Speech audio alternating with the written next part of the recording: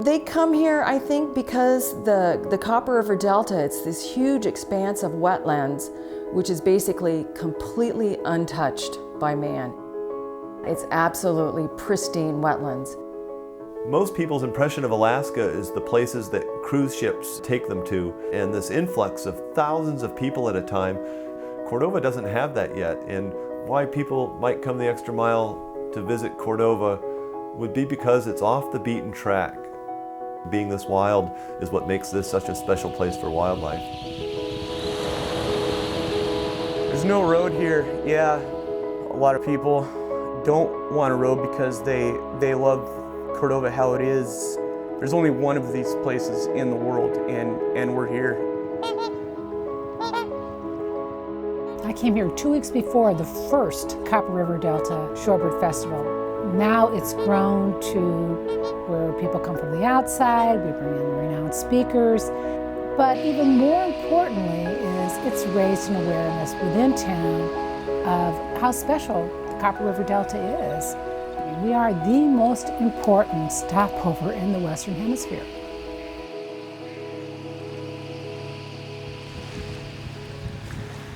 I might not be the best biologist and I might not be the best photographer, but I appreciate it from all points of view. I certainly appreciate it biologically and scientifically, just being amazed by what's going on here with these shorebirds, that these tiny little things just stop briefly and still have hundreds of miles to go to their breeding grounds.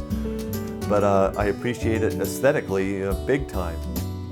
Usually I'm so focused on what I'm trying to photograph, I'm not really that aware of anything else. Moving slow and deliberately and try not to spook the birds that you're trying to get pictures of. But I'm aware of the potential to ruin some very expensive gear if I'm not careful. It's a shame in some ways that it happens so fast and it's so fleeting, but I think it also helps bring appreciation for what's going on. I think it just makes it that much more special and makes it something to look forward to, year long. I didn't grow up birding or study ornithology in college or anything like that, but I started fishing almost 30 years ago. And so I found myself out on the ocean in my boat for many, many hours, many days. And I started looking at seagulls. I just started sort of with something really basic and just kind of slowly got into it. I called myself a closet birder for years. I have in the past gotten so anxious before the first fishing opener. I mean, I get this knot in my stomach, and because it can be pretty stressful. Fishing out in the ocean, you don't know what the weather's going to be. And so as we get closer to that first opener, I have more anxiety. And nothing calms me down more than going out birding. I think it changes people that way, and I think it just gives them a greater appreciation for the natural world. Some of my earliest memories were of my parents helping me look through a bird book before I could understand what any of the birds were, but just looking at the pictures, and I'd run around talking about the length and wingspan of this bird and that bird, and we'd go out to Harney Bay and it would just be loaded with birds.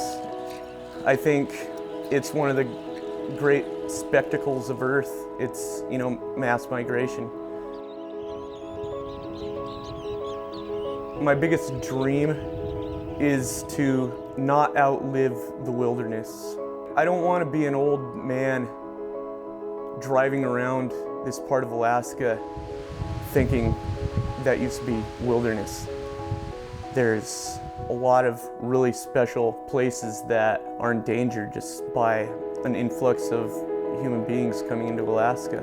But you'll never see a birder littering.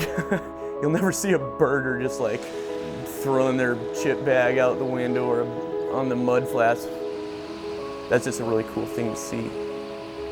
People recognizing what we have here. I think anybody who goes to Hartney Bay and watches those flocks, you can't help but feel that energy. I mean, those birds are revved up.